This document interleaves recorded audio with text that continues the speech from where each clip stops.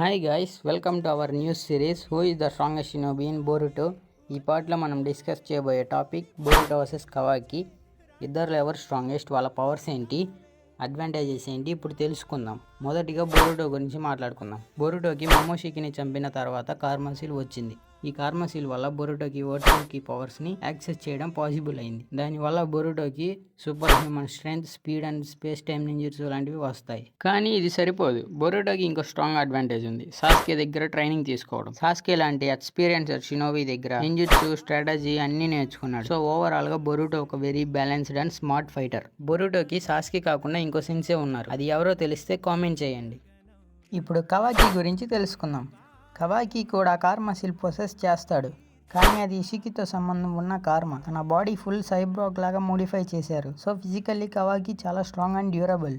కవాకికి Ada, Code, Delta లాంటి powerful విలన్స్తో fight experience ఉంది. కార్మసిల్తో పాటు టెక్నాలజికల్ అప్గ్రేడ్స్ వల్ల కవాకికి క్లోజ్ కాంబేట్లో చాలా ఎడ్జ్ ఉంటుంది. తన మిషన్ అండ్ మైండ్ సెట్ కూడా బొరుటో కన్నా ఇంటెన్స్ ఉంటుంది. Protect Naruto and destroy the Otsutsuki. So ఫైనల్గా ఇద్దరికి యూనిక్ స్ట్రెంగ్స్ ఉన్నాయి. Boruto karma seal plus Sasuke training, tactical mind. Kawaki karma seal plus cyborg అకౌంట్స్మెంట్స్, రూత్లెస్ కాంబాట్ స్టైల్. సో ఎవరు స్ట్రాంగెస్ట్, అది situation మీద డిపెండ్ అవుతుంది. ఓపెన్ బ్యాటిల్ ఫీల్డ్లో కవాకి పవర్లో ఉంటాడు, కానీ స్ట్రాటజిక్ ఫైట్లో బొరుటోకి ఎడ్జ్ ఉంటుంది. మీరే చెప్పండి, మీ ఒపీనియన్లో ఎవరు స్ట్రాంగెస్ట్, బొరుటో లేదా కవాకి? కామెంట్ సెక్షన్లో తప్పకుండా చెప్పండి. ఇంతకుముందు అడిగిన క్వశ్చన్కి కూడా ఆన్సర్ చెప్పండి, నేను తర్వాత వీడియోలో మెన్షన్ చేస్తాను.